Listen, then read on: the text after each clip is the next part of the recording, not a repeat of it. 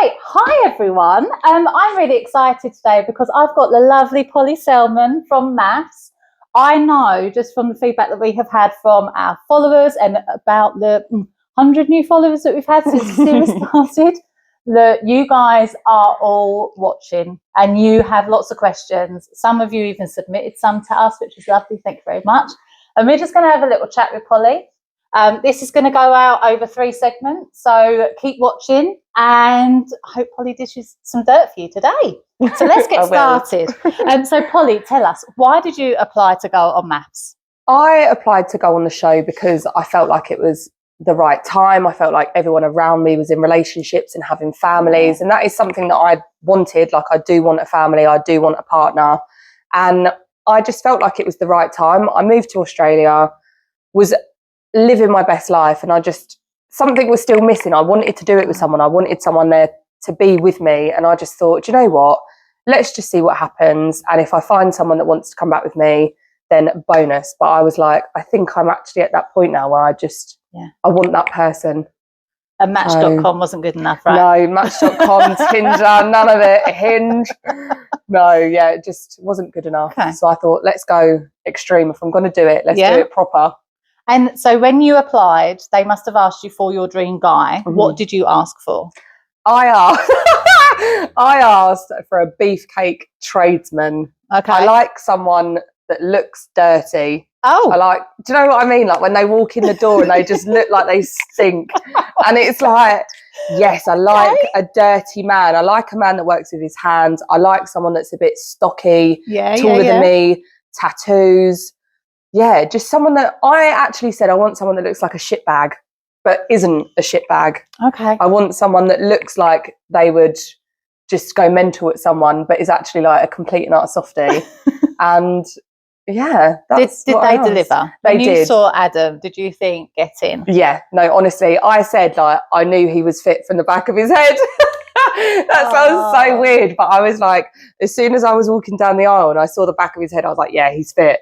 And then he turned around and I just saw these bright white teeth. I saw his bright white teeth and I was like, oh, you look nice. Like, got a nice haircut, got lovely teeth. And I'm like, oh. And what they didn't show is I'm sitting at the top table and I look over at my cousins and I'm like this. Because I'm like, oh my God, look at his teeth. But yeah, I think those things went away when I got to know him as a person. But yeah, they did deliver. Okay. Yeah. Excellent. A lot of people have asked me and got in touch with me about dinner parties. Mm-hmm. Okay. It's obviously the time when drama kicks off because it's when the group come together. Mm-hmm. How do the dinner parties work? It's a long day. So we have to be in full glam by like 8:30, 9 o'clock in the morning. Oh my God. Like our call time's at 7:30. Yeah, call time's at 7:30. Then we have to do voxes. So the voxes are the interviews that you see in between scenes. Right. And then we'll normally get picked up to go to the studio at about 10, 10:30. Sometimes a little bit later. And then we'll get there, we'll go into our holding rooms, we'll have lunch. And then we go down to the mixer. So we go down to the mixer at about 11, 12-ish. And then obviously that is like a bottomless brunch in itself because obviously there's alcohol there. People are coming in gradually. That can sometimes last 2.5, 3 hours, the mixer alone. And then after the mixer's done, back up into the holding rooms for another couple of hours, have dinner, then boxes as well again to talk about the mixer. And then by the time we go back down to the dinner is about 5, 6 o'clock. And by the time we get there, I know what you're going to ask me. The food is cold. I was going to say, so if you're eating in the holding rooms, is that all together? Is that just in couples? That's just in couples. But we can take our food to other people's rooms. Yeah. But by the time we get down there, the food's cold because it's been out for so long and they do the shots over the table and they've got to make sure that all the decor's right and the cameras are all set up properly. Okay. So is that why we don't see you eat? Yeah. Because you never, ever see anyone eat. Yeah. Which is really annoying because the food was so nice. Was it? It was so nice. It was like chicken, steak, fish. And it was unreal. But you'll see when people are eating, you'll see that 9 times out of 10 they're bread rolls. Because no one wants to eat the food because it's cold. So you're all getting completely drunk. Yeah. On all the booze. Yeah. And you don't eat the because the food that we have, the food that we get given in the holding rooms were like They were almost like meal prep meals. So they were like a small portion of like chili con carne and rice, or like chicken teriyaki. Yeah. And again, 9 times out of 10, depending on what time your Vox had finished, it's cold. So you're not eating. So it's a full day of drinking. And sometimes we started to feel a bit rough by the time we started to go back down, because you do genuinely, that hangover starts to kick in from the mixer. Wow. So you've got to drink through it. And what time did you finish filming? By the time Voxes and everything were done, we weren't getting taxis home much before 11:45, 12 o'clock, like midnight. Okay. So they were like 16-hour days. Yeah. And then filming the following day. And then filming the next day for the commitment ceremony, which was, again, same call time, 7:30. So you're all hanging for the commitment ceremonies? Yeah, or drink through it. Take drink, because it's such a long day. You're just like, I need to get through it. And depending on obviously what was happening that week with you was like, I'm going to need a drink to get through it. Yeah. But luckily that didn't actually happen with us. But there were some people that were drinking both days. Wow. But 9 times out of 10, the commitment ceremonies are a much more chilled day. Yeah. Much more chilled day. But it's long, because every couple's interview or couch session was 45 minutes to an hour. Right. And you've got to watch all of them. Then we see 5 minutes of it. And but all the boys, it's funny because Alex fell asleep at one point, Casper dozed off at one point, I'm pretty sure Kieran dozed off at one point, and it's like, boys, wake up. Yeah. But yeah, it was hard. It was hard. Wow. If we were lucky, we'd have a day in between.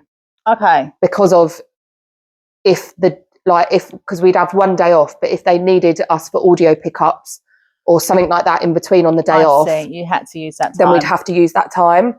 But that's if we were lucky. That was once in a blue moon. So the other 6 days a week, you were filming in apartments and doing all of your interviews. Yeah, in apartments or days out and stuff. Because what we've seen so far is like your tasks have been like one day or just one visit from an expert or something. It's not like it's been over a long period of time. It doesn't look that way anyway. No. So filming, you get a call time. So you're either filming in the morning or you're filming in the afternoon. Right. So your call time is either 8:30 in the morning or it's about 2:30, 3 o'clock in the afternoon. And it is genuinely for that block. It is from 8:30 until say 1 o'clock. Yeah. And then you'd have the rest of the day and night with everyone else that weren't filming or whatever. Yeah. And then you would just swap. You would just text someone to see if they were filming or when they were filming. And then we'd go out for dinner. We'd go to the cinema. We'd go down into someone's room. But it's not all day. The filming isn't all day. There's quite a lot of socialising that goes on between couples and stuff. It's not like you're just with Adam the whole time and not mixing. No. There was always someone in each other's room. Amy, Lacey, Nathan and Kieran were in our apartments the most. Adam was with Rochelle or Orson.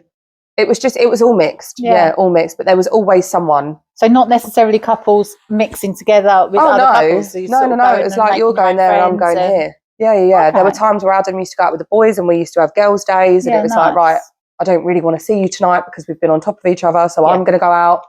But that's what it was. That was one of actually mine and Adam's boundaries, was to spend more time apart. Okay. Because it was like, we need time to miss each other. So I think we actively need to act on spending time apart. Yeah. Like, I don't want to be with you when we're not filming. Yeah. Because it's too much.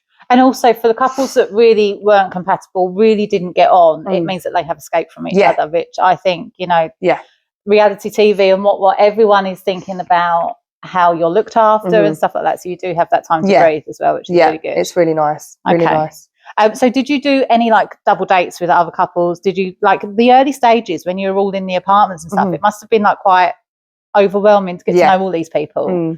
How did you get over that? What did you do? So again, it depended when people were filming. So me and Adam were with Nathan and Lacey, or Adam and Luke, Amy and Luke quite a lot.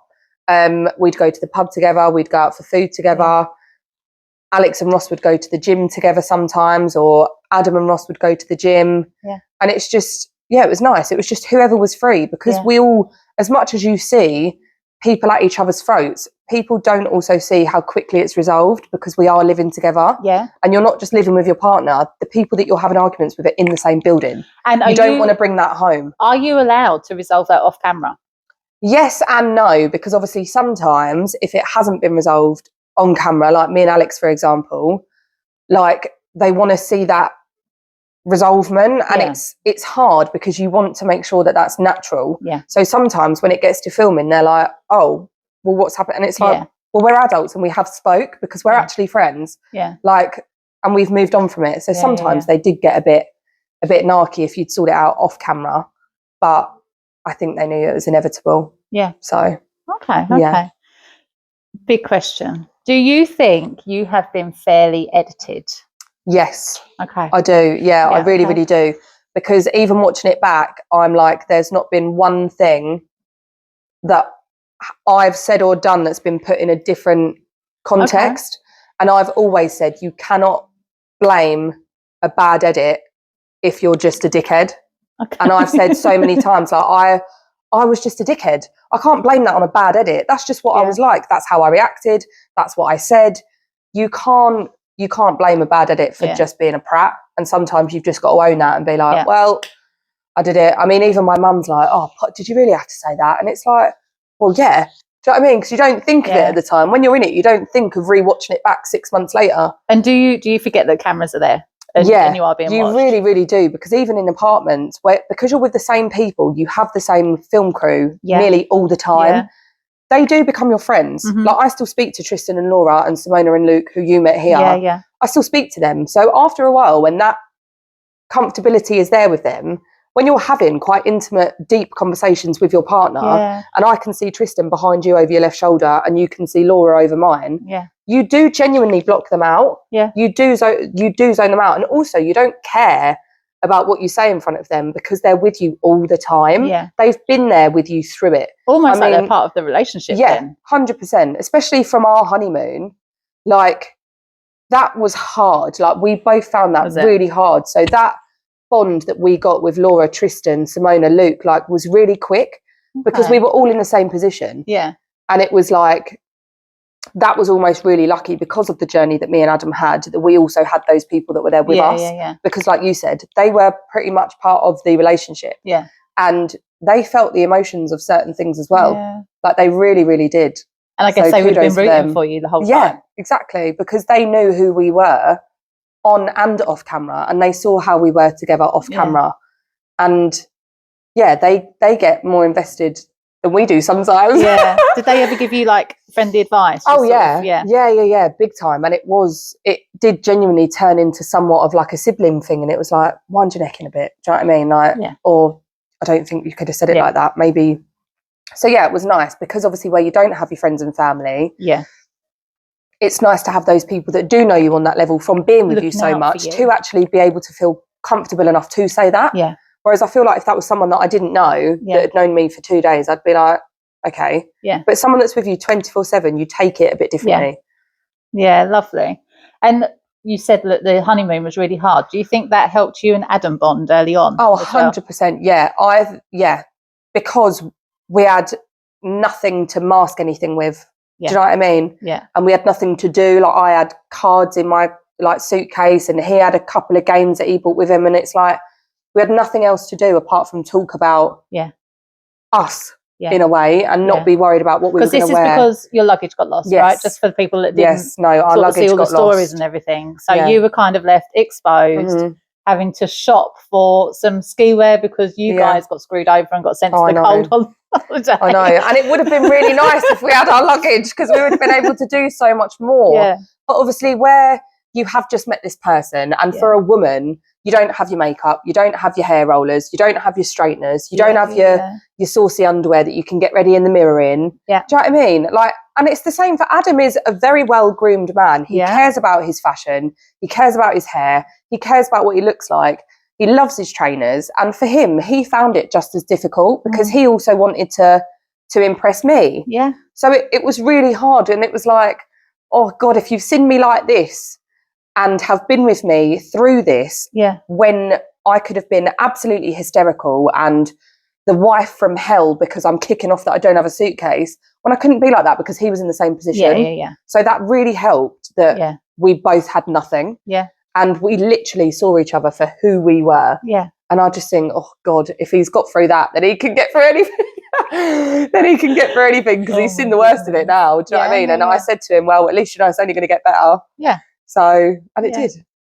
Apart from the horses. Yeah, apart from the horses that he was scared of. Okay, so we've got a question from one of our followers. This was from a lady called Vicky. Same name. she said you acknowledge that some of your words can be bullish. Yeah. And I think you've said that quite a lot on your social media. You hold your hands up all the time and say, I said what I said, I can't deny it. Yeah. Have you learned anything from that? Just to not be so aggressive, and I need to just actually take some time to assess the situation. But I'm like that all the time. My mum can tell you that. That is just what I'm a reactor. You just go in full throttle. That's what I do. And it's not until after that I react or reflect, and I'm like, well, maybe I could have gone about that a different way. But when I do that, the damage is already done. Yeah. It's already done. So because you're always very good at apologising. You've seen it on camera. Polly holds her hands out and says, I shouldn't have done it. And there aren't that many people that are bullies, for want of a better word, but that's what she keeps getting called, that then go and apologise. And I think that's the difference, isn't it? Yeah, 100%. And I know, I think sorry by the end of the season was just rolled off the tongue. Like I really struggled with saying sorry before, but I did have a lot to be sorry for, and I got comfortable with saying it. Because even before this, I really struggled with saying sorry when I was wrong. And being in that experience made me so much more comfortable with saying it when I did mess things up. And it was a case of like, no, do you know what? I can see that I've hurt you. I am sorry. And it wasn't, I'm sorry that I've hurt your feelings, but it was, I am sorry for how I've made you feel. Like that wasn't my intent. But yeah, saying sorry for me did start to become like second language. But yeah, I am very good at taking accountability, and I am very good at admitting when I've been wrong. But I think sometimes I do just get a bit like a dog with a bone, and I can't let it go. And it's not until after, and I think, why the hell have you just done that? But that it's done at that point. Do you know what I mean? And I suppose because you're in that environment that you just discussed, where you're all in each other's rooms, you're all getting feedback on each other's relationships, not necessarily both sides of it either. You do feel like you have a little bit of entitlement to have an opinion. Yeah, absolutely. And this is what happened on Adam's hates that he done was, I'm opinionated, I'm a diva, and I'm demanding. And I was like, no, valid. I can't argue with any of them. Valid.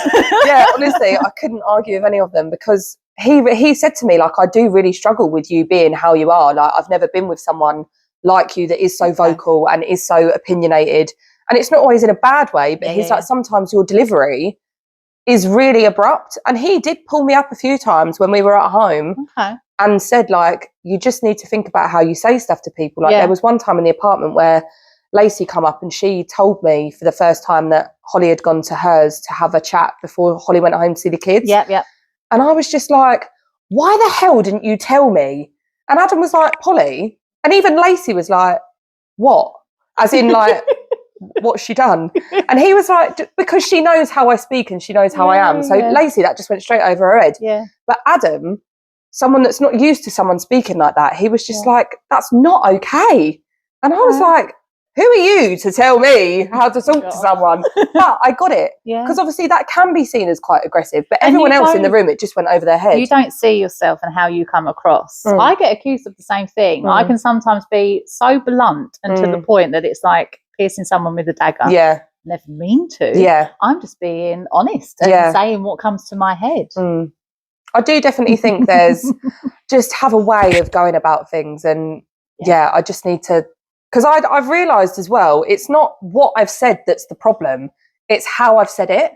If I say things in a different way, in a different tone, it will be taken so differently. But it's because I've said it with such aggression that it's like, oh my God, it's this huge thing. Whereas I could have said exactly the same, but in this tone of voice, and it would have been taken completely differently. And I think that's what I've definitely learned going forward from watching it back, is to just not bark so much and just listen. So but it's all a learning curve. It is. Just one final part for this part one. You had you girls at the retreat, you had a moment where you all needed answers from Hannah. And I know that you received a lot of backlash for how you did that. I think your words were something like, don't need to be so brave right now, something. And what people were calling out for was that you didn't get pulled up on your behaviour. Whereas the expert Paul actually said, I did, you just didn't get to see it. So what did he say to you? So he pretty much said what we've just said, which is there is a certain way about talking to people and wanting to get information from them when they have found it hard to get into a group, and it is a very overwhelming situation. Yeah. And you need to give people the time to do that, because if the shoe was on the other foot, you wouldn't take it so lightly, and you would think the same as what Hannah said. And I got it. But it was, I'm not even joking, it was about a 20-minute, like, back and forth, because I was sitting there like this. Like I was being told off by my dad. Yeah. Like that's what it was like, because everything that he was saying was right. Yeah. But obviously there is so much complexity to that. And obviously such little time that we have, obviously, for those commitment ceremonies that can't always be shown. Yeah. But I can confirm that I did have a very stern talking to, because of the fact that that was not very nice behaviour. Yeah. And it's not condoned. And I've said in an interview that I've done before, I don't condone that behaviour. I don't want anyone, young girls or women or mums, to watch that and think that that's okay, because it's not. Like, God forbid if my niece Ruby watches that. Like, that's awful. I don't want her thinking that's okay. Yeah. Because it isn't. Yeah. But I think until you're pulled on that, which I was, that you realise that that's not actually okay. Yeah. And after that commitment ceremony, how were things with Hannah? Did she kind of accept that you had been pulled up on it and it was sort of resolved and you could all move on? Yeah, so we resolved it, and this is what really bothered me. We resolved it at the retreat. We resolved it after that girls' day. Yeah.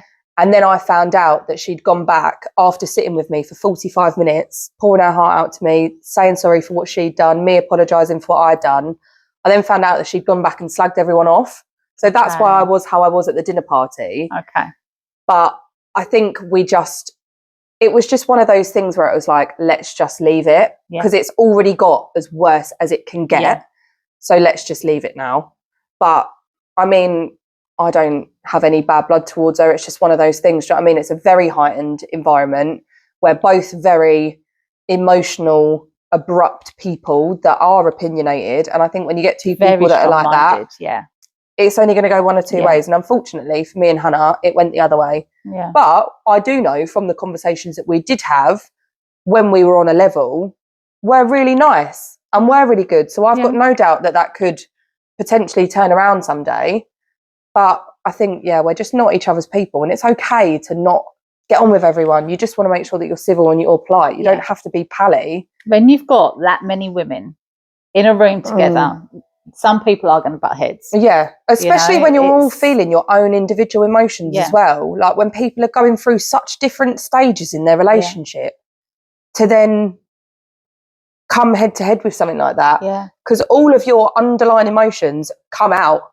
And unfortunately, it's whoever's on the receiving end of it. Yeah. And as bad as that is, but that is what happens. And that's what a lot of people don't think about, is the fact that you've got all of these underlying emotions, and it's just, unfortunately, wrong place, wrong time, wrong person. And that happens in normal day-to-day life, when you've had a really crappy day and you've come home and you trip over someone's shoe and you're like, you just go mental. Yeah. It's no different. It's no different than that. Okay. It's no different than that. Fair enough. But I'd like to think that we're okay. Yeah. Yeah. Yeah, I'd like to think that we're okay. She actually came out on her stories, I don't know if you saw, and said Polly did it. Because I actually messaged her and said, I really don't appreciate the fact that you've done that, because you know that I did apologise. And then she done that, and then I then messaged her and saying thank you. Okay. Good. All ended nicely, guys. Yeah. That is all for part one. Join us in, I'm going to say a few days' time. Might be a week, depends on how editing goes. But join us for part two coming soon.